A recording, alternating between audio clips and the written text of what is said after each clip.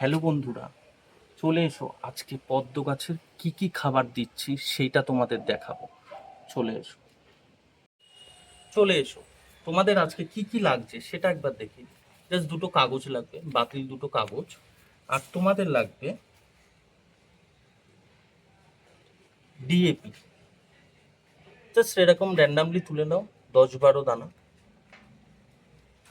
এই কাগজের মধ্যে তোমরা ডিএপিটাকে দিয়ে দাও। অনেকে অনেক কিছু দিচ্ছে এখন, সিউইড গ্র্যানুলস, হিউমিক অ্যাসিড, পটাশ। এত কিছু লাগবে না বস। দেখো এখানে এটা ফুটেছে, এটা পুরোপুরি কালকে ফুটে যাবে।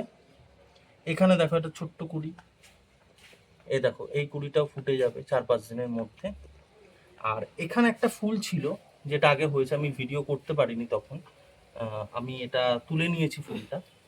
তো কি করতে হবে দেখো, ডিএপিটা জাস্ট একটা ফোল্ড করবে, জাস্ট একটা ফোল্ড করবে। এই যে ছোট্ট পুড়িয়া হোমিওপ্যাথি ওষুধ, ছোট্ট পুড়িয়া গামলার যে কোনো একটা সাইড দিয়ে মাটিতে এটা ভেতরে ঢুকিয়ে দেবে যাতে বেরিয়ে না আসে। নেক্সট খাবারটা কি, আর একটা তোমরা নেবে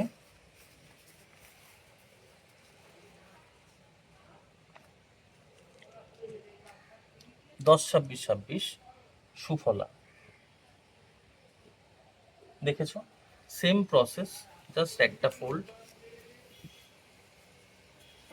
এখানটা একটু মুড়ে দেবো।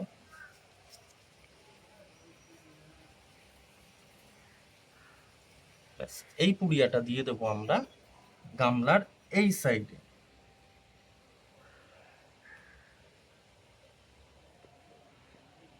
ব্যাস, হয়ে গেল।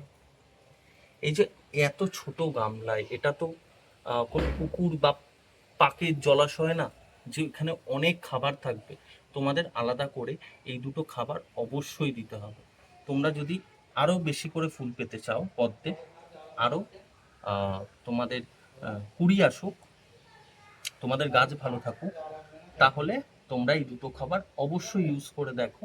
যেভাবে দিচ্ছি ছড়িয়ে দিও না, সেটা খুব একটা কাজে আসবে না।